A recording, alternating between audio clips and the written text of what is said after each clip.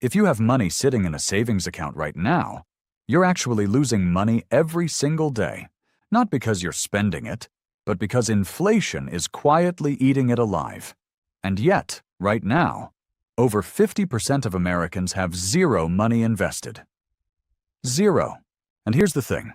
Starting to invest is not complicated, but there's one mistake almost every beginner makes at the very start that quietly kills their wealth before they even get going. We're going to get to that later, because once you see it, you can never unsee it. What's up, guys? Welcome back. Today, I'm going to break down exactly how to start investing. Even if you've never done it before, even if you only have a little money, and especially if the whole thing feels confusing and scary. By the end of this video, you'll know where to actually put your money first, which accounts matter most, what to invest in as a complete beginner, and the exact mistake that keeps most people broke, while others quietly build wealth. No fluff, no jargon. Let's get into it. Step 1. Get your foundation right first.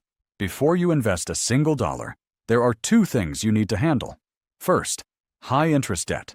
If you're carrying credit card debt at 20%, 25%, 29% interest, investing doesn't make sense yet. The math is brutal.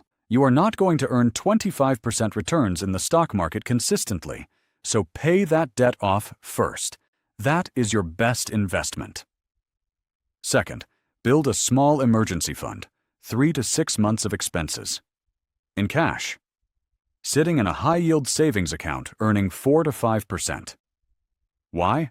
Because without a safety net, the moment your car breaks down or you lose your job, you pull your investments, you sell at the worst time, and you lose money. Think of your emergency fund as the foundation of your house. You don't build the walls before you pour the concrete, but here's where it gets interesting. Most people skip this part. They jump straight to stocks. And then life happens, and they panic sell, and they swear investing is a scam. It's not a scam, they just skipped step 1. Step 2. Open the right accounts. All right, you've got your foundation set. Now let's talk about where to actually invest. And this is where most beginners leave thousands of dollars on the table. Here's the order of operations. Number 1, your employer 401k, but only up to the match. If your employer matches 4% of your salary, contribute at least 4%. That match is a 100% instant return. There is no investment in the world that beats that. Not crypto, not real estate, nothing. A 100% return. Day 1. Free money. Number 2, a Roth IRA. This is the most powerful investing account for most people under 50. And almost nobody under 30 uses one. Here's why it's incredible. You invest money you've already paid taxes on. It grows tax-free, and when you retire and pull it out, you pay 0 taxes.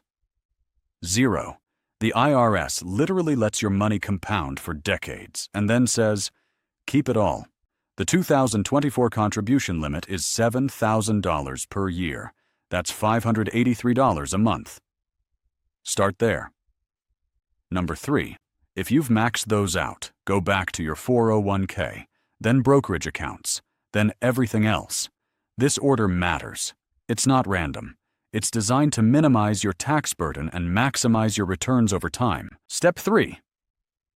What to actually invest in. Okay, you've got your accounts. Now the question everyone asks, what do I buy?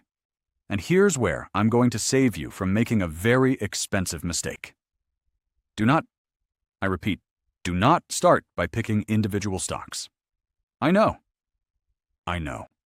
You've seen people on Reddit triple their money on a single stock. You've seen TikTok traders showing off their gains. Here's what they don't show you: the losses. Studies consistently show that over 10-year periods, over 90% of actively managed funds, run by professionals, fail to beat the S&P 500. Professionals, with research teams, with Bloomberg terminals, with decades of experience. They lose. What chance do you think you have picking stocks on your lunch break? So what do you buy instead? Index funds, specifically a low-cost S&P 500 index fund or a total market index fund. Think of it this way. Instead of betting on one horse, you own a tiny piece of every horse in the race. When the economy grows, you win. Simple. Look for funds from Vanguard, Fidelity, or Schwab. The expense ratio, the fee they charge you, should be under 0.10%. Some are as low as 0.03%. That's $3 per year on a $10,000 investment. Basically free. Step 4. The power of compound interest. Let me show you something that genuinely changed how I think about money. This is the single most powerful force in personal finance. Albert Einstein, supposedly, called it the eighth wonder of the world. It's compound interest, and most people intellectually know what it is. But they don't feel it. So let's make it real. If you invest $500 a month, starting at age 22, with an average 8% annual return, by age 62, you have $1.7 million. Now here's the part that will blow your mind. If you wait just 10 years, start at 32 instead, same $500 a month, same 8% return. By age 62, you have about $745,000. Same contributions, same market, same everything. Except you waited 10 years, and it cost you almost $1 million. That's not an exaggeration. That's the math. The time you spend on the sidelines waiting for the perfect moment to invest is the most expensive decision you will ever make. The best time to start was yesterday. The second best time is right now. Step 5. The mistake that kills most investors. Remember at the start of the video, I told you there was one mistake that almost every beginner makes? Here it is. They try to time the market. They wait for the market to dip. Or they pull out when it starts falling. Or they wait for things to calm down before getting in. And it sounds logical. It sounds smart. It is not. Here's the data. If you miss just the 10 best trading days in the S&P 500 over the last 30 years, your returns drop by more than half. 10 days out of roughly 7,500 trading days over that period. And here's the cruel irony. Those best days almost always happen right after the worst days, during crashes, during panic, when everyone is selling. The people who pulled out missed the recovery entirely. Warren Buffett said it perfectly. The stock market is a device for transferring money from the impatient to the patient. The strategy that actually works?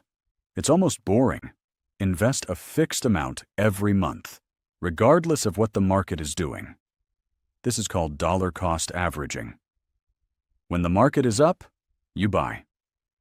When the market is down, you buy more shares for the same price.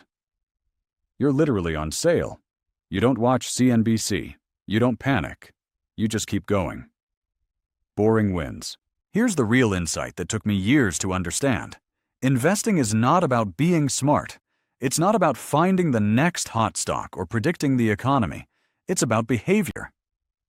The investor who earns 7% returns for 40 years because they never panic and never stop beats the genius who earns 12% for 5 years and then pulls out at the wrong time. Every single time. Your biggest enemy in investing is not the market. It's you. Making emotional decisions. Remove the emotion. Automate the deposits. Set it and forget it. That is the unfair advantage hiding in plain sight. Okay, here's the bonus tip most people never talk about. Once your Roth IRA is maxed and your 401k is set up, open a health savings account, or HSA. If you have a high-deductible health plan, you qualify.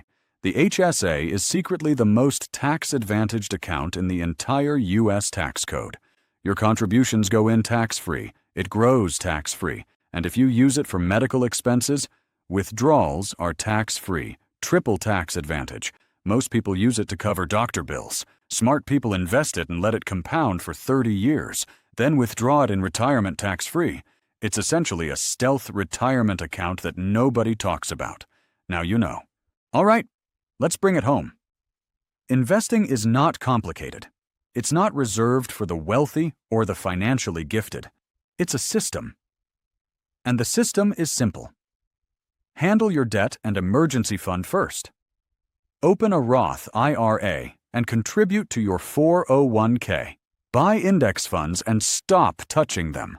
Automate it. Be consistent. Be patient. That's it. The market will crash. It always does, and it always recovers. It always does. Your job is not to be clever. Your job is to show up every month and stay in the game. If this video helped you, hit the like button right now. It takes 2 seconds, and it genuinely helps this channel reach people who need it. Subscribe if you're new. I put out videos every week on building wealth, cutting through financial noise, and making smart money moves. I'll see you in the next one.